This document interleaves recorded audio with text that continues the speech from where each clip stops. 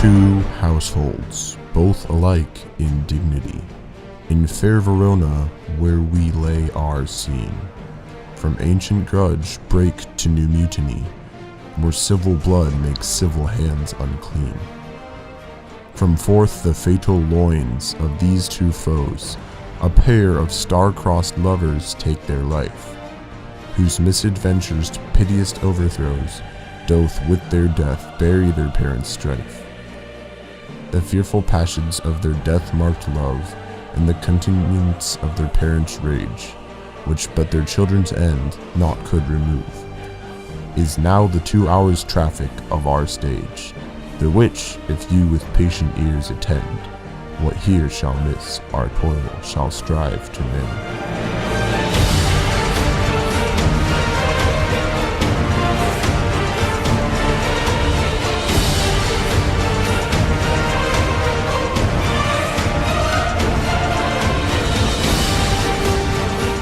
Our story begins at a festive occasion. Two young lovers bewitch each other's eyes. They fall in love, a charming sensation, unknowingly leading to their own demise.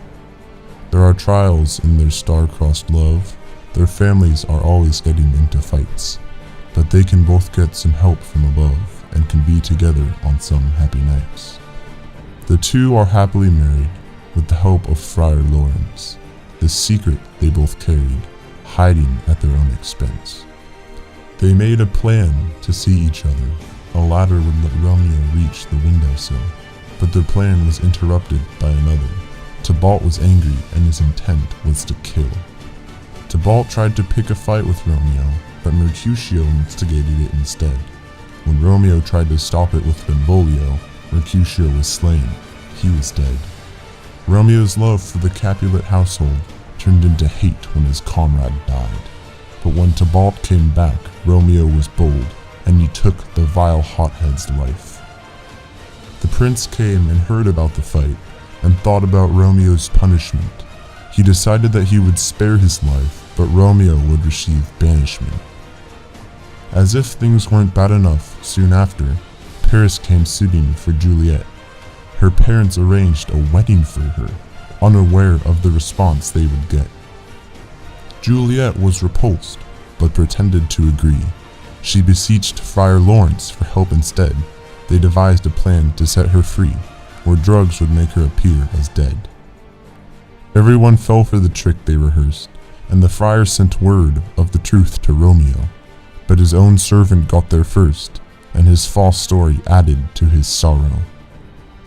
Romeo acquired a bottle of poison, and he went to the tomb to see if it was true. As he began trying to forcefully break in, Paris arrested him and would not let him through. Romeo and the Count Paris fought. One would be stabbed and meet his doom. Romeo wouldn't let his work be for naught, so he stabbed the Count and entered the tomb. Seeing his lover dead made him weep, and Romeo poisoned himself and died. Just as he drifted to eternal sleep, his wife woke up and opened her eyes. The friar came just too late. He tried to convince her not to die, but she stabbed herself and fell with her mate. She too uttered her last sigh. After the terrible incident that occurred, the two families were punished alike, but they both strove to make amends, and the death of their children buried their strife.